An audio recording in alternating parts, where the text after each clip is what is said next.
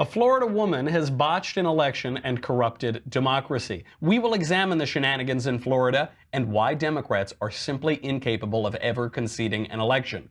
Then, the left gets honest about abortion and immigration. Michelle Obama calls Donald Trump a racist and a misogynist.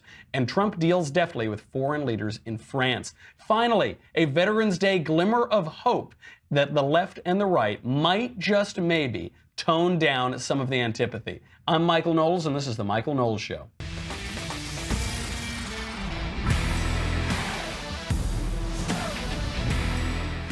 So much to get to today, so much going on all around the world, and most especially in that epicenter of botched elections and pure political corruption, Florida. This woman, Brenda Snipes, the Broward County election supervisor, is now performing cartoonishly corrupt acts that are threatening the integrity of our democracy as the Democrats just keep digging and digging in those graves to find a few more dead people and fictional people to go vote for them and hopefully push them over the edge in that governor's race and that Senate race. We'll get to that in a second, but first, let's make a little bit of money with Lending Club. This is a good way to do it. This is literally a way to get access to more money. For decades, credit cards have been telling us, buy it now, pay for it later, with interest. And you know that it isn't just a little bit of interest. Those become very high interest rates. And despite your best intentions, that interest can get out of control. With Lending Club, you can consolidate your debt or pay off your credit cards with one fixed monthly payment. Since 2007, Lending Club has helped millions of people regain control of their finances with affordable, fixed-rate personal loans. No trips to the bank, no high-interest credit cards. This is very important to me as a millennial in particular because I don't want to go anywhere when I don't have to. I just want to sit on my couch. Go to lendingclub.com, tell them about your, well, specifically go to lendingclub.com/Knowles, Knowles. Tell them how much you want to borrow, what terms are right for you. If you're approved, the loan is automatically deposited into your bank account in as little as a few days. You don't even need to take a picture of the check. It's just that easy. Lendingclub.com/Knowles. Check your rate in minutes. Borrow up to 40 grand. Lendingclub.com/Knowles, Knowles. Lendingclub.com/Knowles. All loans made by WebBank, member FDIC, equal housing lender. Florida. Florida, what are you doing? You might have thought, you foolish you might have thought that the elections were over on Tuesday night. Maybe they went into Wednesday morning. You know, a week ago, now 6 days ago. But you would be wrong. And you would be wrong for two reasons. One, because Democrats are not capable ever of conceding any elections. Al Gore is still looking for votes to become president in 2000. Hillary Clinton, I think she's the real president. I think she's technically the president, even though she didn't win the election. She's still going to find all those votes. One reason Democrats refuse to concede elections. Second reason, Florida. Just Florida, specifically Broward County and Palm Beach counties. So Broward County, you remember them. That's where there was that awful school shooting there and a ton of corruption among those elected officials, total negligence. They weren't paying attention to threats. They were just dumping kids back into the system. The sheriffs were passing the buck. I mean, just awful corruption there. This has bled over into the elections. Broward County election supervisor Brenda Snipes is discovering every day more and more votes that were cast for Democrats that just, whoops, they forgot to see them on election night. Oopsie daisy. Well, okay, that's fine. Overturn the elections. Republican Ron DeSantis, he didn't really win. And Rick Scott, the former governor of Florida, Republican candidate for Senate, he didn't really win. It's actually socialist Andrew Gillum. He's about to become the governor now. He conceded the race, by the way. Democrat socialist Andrew Gillum. He has now unconceded because that's Florida for you. So right now, according to Politico, this woman, Brenda Snipes, the Broward County election supervisor, is expected to be removed from office. That's good, but it's about 15 years too late. This woman came in. She's been in this job since 2003. She has already been found or accused and found in violation of counting unlawful votes, destroying ballots, sunshine law violations, those are transparency violations, missed deadlines, just within the last couple years. After the 2016 election, she was caught red-handed destroying election ballots within 12 months. You're supposed to keep those ballots for 22 months to make sure that you don't do some nefarious election meddling and then try to cover your tracks. Looks like she was covering her tracks. Also in 2016, she left a ballot proposition off of the ballot. There was a ballot proposition regarding medical marijuana. It was left off of the ballot, probably because people were using too much of that Haitian oregano, and they managed not even to include it on some of the ballots. Not all the ballots. Some had it, some didn't. A total mess. Also in 2016, granted, she's been in this job 15 years. These three are just within the last 2 years. In 2016, Broward County posted the election results to their website before the polls closed. I don't know, they must have been clairvoyant. They must have been telepathic to just know that people were going to vote for Democrats. They must have just known how things were going to go. So they posted that, obviously a major violation to post election results before the polls close. In 2012, so going back 4 years, this woman, Brenda Snipes, discovered 1,000 new ballots, uncounted ballots, 1 week after the election. They just turned up. Whoopsie daisy. In 2004, there were 58,000 mail-in ballots that were not delivered to voters. So voters never had the opportunity to fill it out or mail it back to the government. That's not even just finding 1,000 votes in a closet somewhere. That's 58,000 people didn't get their votes. So amidst all of this, the races have tightened. The races for Senate and for governor. Ron DeSantis running against Andrew Gillum, the socialist, for governor, and Republican Rick Scott running against Democrat Bill Nelson for the Senate. And what you're seeing on CNN, NBC, MSNBC, New York Times, wherever, is that the polls are tightening. Right, they're tightening because they're discovering a bunch of fraudulent ballots. That's why. You've got to call it like it is. Right now, Rick Scott, the Republican, is only up 0.25% on Nelson. So that's 12,500 votes or less. This triggers a hand recount of the election. Ron DeSantis, the Republican, is up less than half a percentage point on Andrew Gillum. That's less than 33,700 votes. In Florida, that triggers a machine recount right away. So now they're tightening up. In Broward and Palm Beach County, they found there was a teacher at a polling place, an elementary school, who went into a closet and just magically found a box of provisional ballots waiting in there. This brings us to the definition of a word, by the way, provisional ballot. When Democrats discover provisional ballots days after the election, the provision that those ballots seek to rectify is that Republicans won the election. That's the provision. So just in case Republicans win an election, there's a provision which is called inventing a bunch of fake ballots to go in there. So Town Hall right now is reporting Laura Loomer saw that a bunch of other provisional ballots were found in a rental car at a Fort Lauderdale airport. They were found in the trunk of the car. You can actually see, some people have been posting this around Twitter, that these boxes of ballots were being transported in private cars. They were being loaded onto rental trucks. Here's just one example of a guy who happened to see it happening. I knew it's dark and it's hard to see. I think like two ladies just walked up there with the provisional ballots, walking back into the precinct, and a bag of, like, you know, the paper ballots. And I said to them, I go, what, you just can carry those around? And they said, no, the truck left them. But the truck's right here, so I'm not real sure what the hell's going on here. But I don't think it's right. Yeah, I don't think it's right either. I don't think that's right. People are throwing those ballots around like it's Monopoly money down in Broward County. And look, we've had difficult races for years in Florida, constant incompetence. That's what Democrats are trying to blame this on right now. They're trying to blame it on incompetence. It's not incompetence, it's corruption. Maybe this woman is also incompetent. She clearly is, because she doesn't cover her tracks very well. But this is also rank corruption, because these people will not concede a race. Marco Rubio has been tweeting this out. He's been tweeting out updates from the election and the ongoing election, and how days and days and weeks go by. Democrat Andrew Gillum, who had already conceded the race, then unconceded, and he said every vote is going to count. It's going to count if it takes a week or a week and a half or 2 weeks or whatever. And it is true, they're counting a lot of ballots. There are reports of ballots coming out that only have one candidate filled in, just one Democrat candidate, imagining that scores of people are showing up only voting for one person, Andrew Gillum, and then leaving the polling place. Obviously absurd. So I think the fact that Rubio is tweeting this out tells us something. Rubio is not a shoot-from-the-hip kind of guy, generally. He's usually pretty thoughtful. He's sometimes a little too cautious, and he is calling this out for what it is, rank corruption.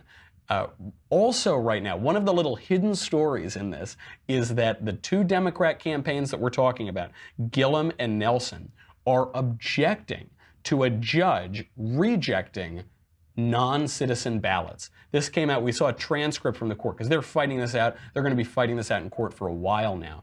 And a judge rejected one ballot because it was a non-U.S. citizen. And both Gillum's camp and Nelson's camp objected to that. They are now openly saying, we want non-citizens' votes to be counted. And there's a great irony here, which is that that vote in particular, the one that was ineligible because the person was not a U.S. citizen, I know what you're thinking. You're thinking Latin American, crossed the border illegally. No, that wasn't the problem.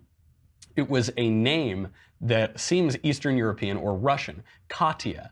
And it was described that way as a phonetic spelling because it was obviously a foreign name, which means, I think conclusively, that the Democrats are colluding with the Russians. That's just a little side part of this story, but it certainly does seem to be the case. Consider this. We are now 6 days out from this election.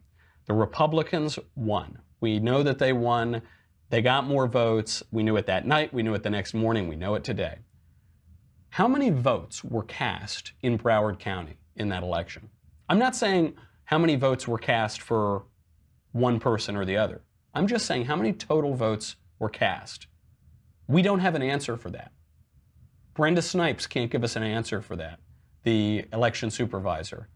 Nobody can seem to give us an answer for how many votes were cast. Something is clearly terribly wrong if they can't even get a number of the people who went to the polls. And the reason that we can't get that number is because of all this corruption. But you've got to go after it. You've really got to go. This is the same reason why we've got to go after all of the fake accusers who made up stories against Brett Kavanaugh, who perjured themselves in some cases. The reason we have to go after them is because if we don't punish them, it sets up a precedent whereby it will encourage more people to do this. Right now, Christine Ford has made $1 million and got a book deal off of her testimony about which there are many questions. Testimony that contradicted itself many times, very suspect, highly not credible. She's gotten a lot out of that. And afterward, more and more people came up and made up wholly false stories. Fortunately, in that case, accusers like Julie Swetnick are now being criminally investigated. Michael Avenatti, who is pushing and pimping out women to make false claims, he's being criminally investigated. We need people in Broward County who are engaging in this kind of corruption to be wearing orange jumpsuits pretty soon. It's that serious because especially in a swing state like Florida that can decide whole elections, certain counties can decide governor, can decide Senate, can decide the president. You've got to make sure that you've got election integrity, and Democrats don't have a whole lot of that. This is also the moral hazard of turning election day into election season. You hear this all the time from the left. They say, we need more time to vote. It used to be election day. There was one day. Now we need more time. Early voting. Everybody should get a mail-in ballot. People should have to opt out of mail-in ballots. We have all of these mail-in ballots coming in, all of these provisional ballots being cast. We saw undercover from Project Veritas that election workers were encouraging non-citizens to vote around this country. That's the trouble, is when it goes on for days and days and weeks to vote, then the counting of those ballots tends to go on for days and days and weeks because there's just so much more room for shenanigans. And this is the downside of that. For years, when the left has tried to make Election Day far wider, because the left is much better at stealing elections than the right. I'm not saying Republicans have never tried to pull a dirty trick or nothing, but the Democrats really seem to have made an industry out of it. They really made it out of the political machines, Tammany Hall. They've just mastered it. There's Chicago machines that still exist. We elected a Chicago machine politician to be president in Barack Obama. They're just really good at it. Giving them more time gives them more opportunity to steal elections. And this is the flip side of it. is when they'll say, why wouldn't you want more voting? You say, because I want every vote to count. And when you allow these sorts of shenanigans to go on, you're canceling out people's votes.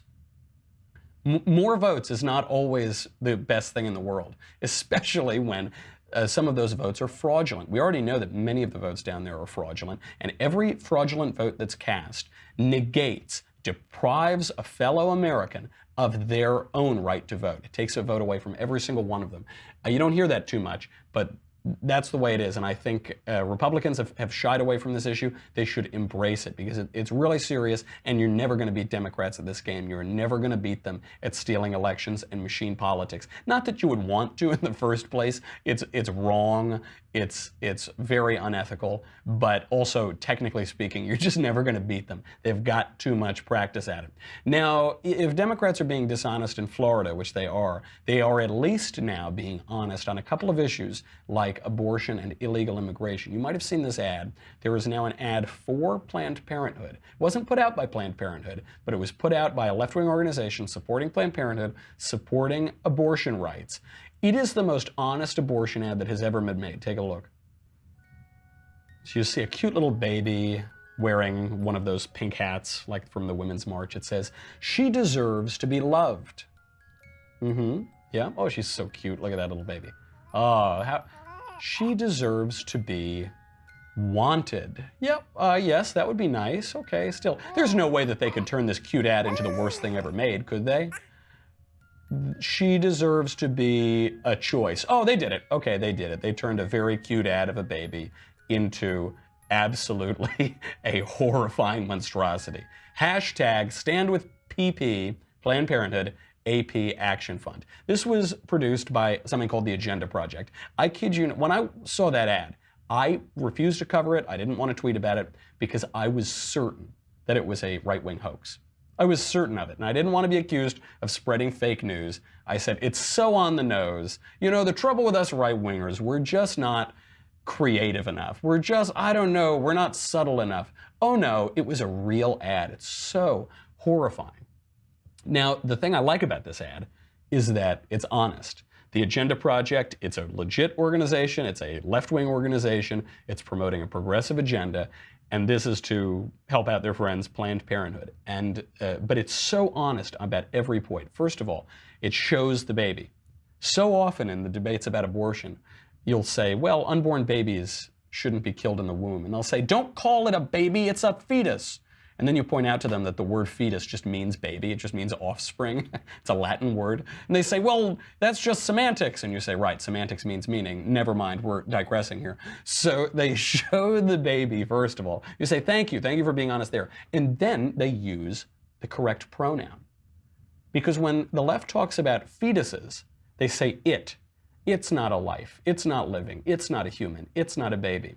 But this advertisement says she. It says, she deserves to be loved. She deserves. So it's admitting this is a person. There is a pronoun here. She has a personality. She has characteristics. Okay. And what's interesting then about the subtext, or the captioning, is that it's almost entirely wrong. It actually gets everything completely backwards. And I think this is how they get their logic backwards too. So even the first sentence, she deserves to be loved. No, she doesn't. Nobody deserves to be loved. This is actually sort of the basis of all of our thought about ourselves, about humanity, about God, theology, philosophy, is that mankind is imperfect. We are not perfect. We're broken. We're flawed. There is original sin. We've fallen out of the garden. We're never going to be perfect. We're always going to sin. That is the trouble. The trouble is that we actually don't deserve to be loved. We want to be loved, and we can love other people, and it's a beautiful thing when we are loved, but we don't deserve to be loved. The second line in there, they say, she deserves to be wanted. This isn't true at all.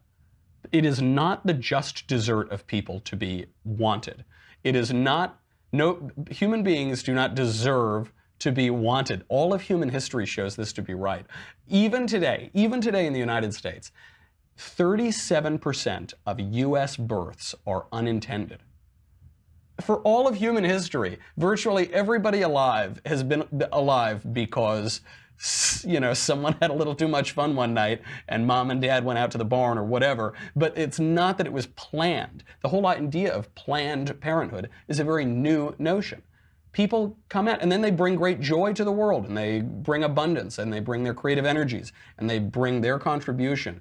And we're all so grateful for the gift of life. That's why you see pro-life billboards that say, "Smile, your mother chose life." But it's not that you were wanted. Even today in America, with rampant abortion, ubiquitous prophylactics, ubiquitous birth control methods, 37% of U.S. births are unintended.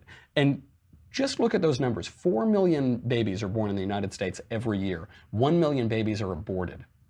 20% of babies conceived each year in the United States are aborted.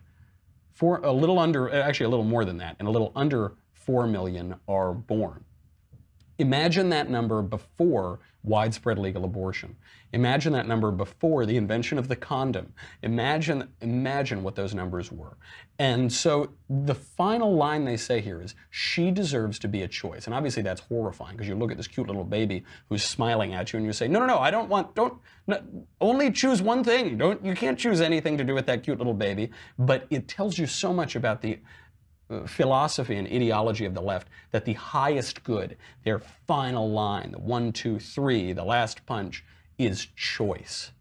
That is the high. Better than love, better than being wanted or appreciated, it's choice. And this is an absurd idol. Sometimes you get this a little bit on the right too. People make a total idol out of choice for choice's sake. This was the argument for slavery. The argument for slavery was states' rights. Now, broadly, I like states' rights. I like our federalist experiment. I enjoy the separation of powers between the federal government, the state government, and the local governments. But states don't have the right to do anything.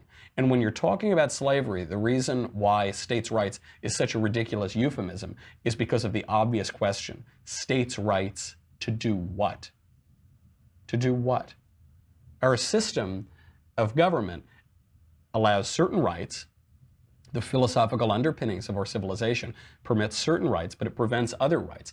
And obviously this is the case for abortion. They say on the left that if you oppose abortion, you're anti-choice. I'm anti certain choices. I'm for other choices. The choice to do what?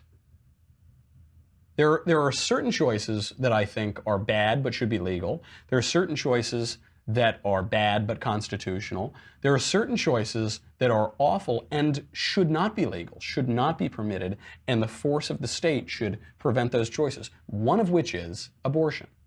Because abortion stops a beating heart, because abortion stops that little baby. She does not deserve to be a choice.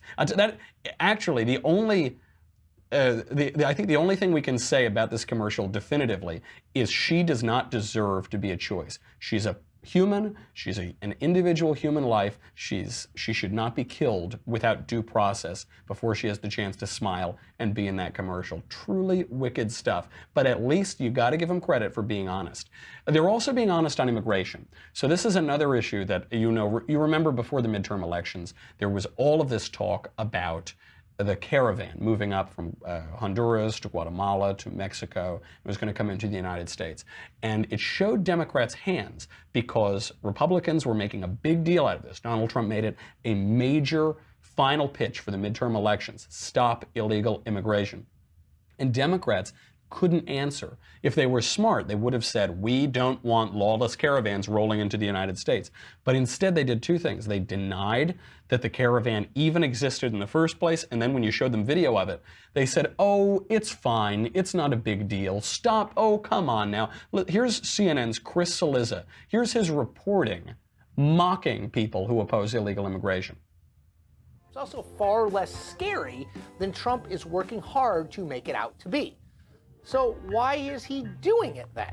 Well, for political gain, duh. Trump has weaponized fear of rampant illegal immigration among his supporters since he became a candidate for president back in 2015. And now, with the midterm elections just days away, Trump is amping up his rhetoric even more.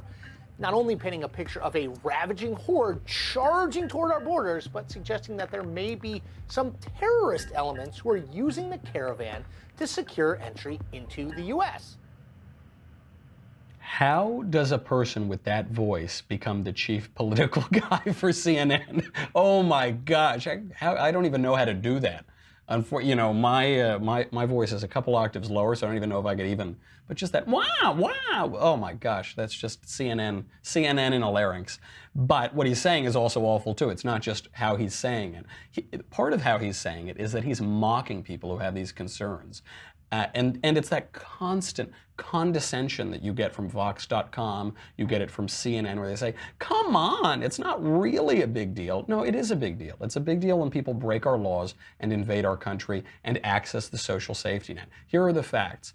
There was an illegal alien who just murdered 3 people in the United States. He murdered 3 people after a sanctuary release. He was in jail. ICE wanted to pick him up, and the jail that he was being held in, Middlesex County Jail in New Jersey, ignored ICE's requests.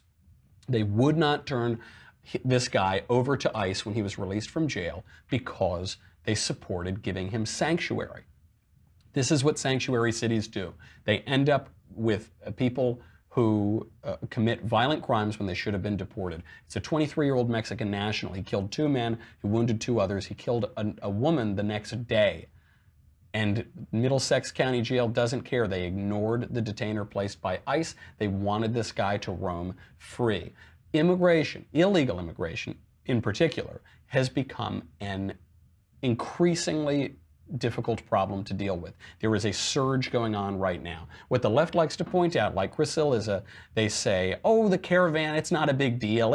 Look, it was 15,000 people, now it's only 1,000 or 2,000. That's not a big deal. And in a sense, they're right. It's not a big deal because thousands of people cross our borders every single day. Right now, we are seeing a surge in illegal immigration. This past month was 40% higher than any other month on record. We've seen a 400% spike since last year. Why has it spiked? It decreased dramatically when President Trump was elected because people thought that he would be very harsh to illegal aliens who came in. What they then learned is that our system, our legal system for immigration, is so broken that not even Donald Trump could fix it, and so you saw those numbers flow over again. You're also seeing that because of all of the economic opportunity caused by the booming economy. Right now, in certain areas along the border, there has been a 4,000% increase in arrests. In just the past month, Border Patrol caught 51,000 people. 51,000 people. So you're thinking it's already 1,500 people per day, but then another 10,000 people showed up. They didn't cross the border and try to run and evade law enforcement. They showed up at the border and demanded to be allowed in. And what do? Because we have an absurd immigration policy, we let them right in. So now you're up to 2,000 people per day for the last month. What is the cost of that? Because Chris Cillizza's there. He's sitting in his lovely cocktail bar in Manhattan. He's swirling his Negroni, and he says, oh, it's not a big deal that they come over here. It's very expensive. It's very expensive. It's not only a violation. It's not only so anti-American that the first act that these people commit once they're in the country is to violate our laws. But it's also expensive and it strains our social safety programs. It costs $10,000 to deport illegal aliens. That's just to deport them. Do you know how much it costs to keep them here? $70,000. It's 7 times higher. You'll often hear people say, oh, immigration is a net benefit. Oh, these people are working hard. Oh, sure, that might be true. They might be great people who work hard and go to church on Sunday, but they cost the government a lot of money. Just to deport somebody, $10,000. But to keep them here, if you don't deport them, if they're just accessing social services, 70 grand per person. These levels now are a new high. They've broken the record of 2011 during the feckless Obama foreign policy. And that is why nationalism is so popular now. There's a little tiff between the bromance of Donald Trump and French President Emmanuel Macron over the weekend. There's a little lover's spat over the question of nationalism. We'll get to that in just a second. We'll also get to Michelle Obama reminding us all why she's so awful, and a glimmer of hope on Veterans Day. an actual nice moment between the left and the right, a glimmer of hope. All of that, though, only once you go to dailywire.com. And what do you get if you subscribe to Daily Wire? Today, you will get the next chapter of Another Kingdom, Andrew Klavan's narrative podcast performed by little ol' me. Today's subscribers get exclusive access to episode 7 titled The Secret of Horror Mansion.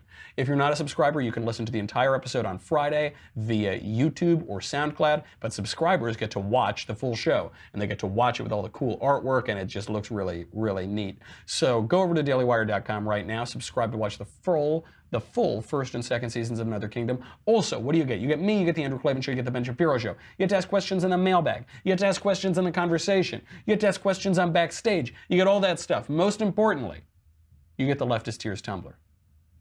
I feel like you right now, if you haven't subscribed. I'm on the road, you know, I'm drinking my covfefe out of this little paper cup, and it's weakening. I can tell it's gonna get my clothes damp. You don't want that because this isn't FDA approved to handle the saline levels. Saline, is that how you pronounce that word, saline? The salinity of the Leftist Tears is so strong that you cannot use any vessel other than a Leftist Tears tumbler. Go to dailywire.com. We'll be right back with a lot more.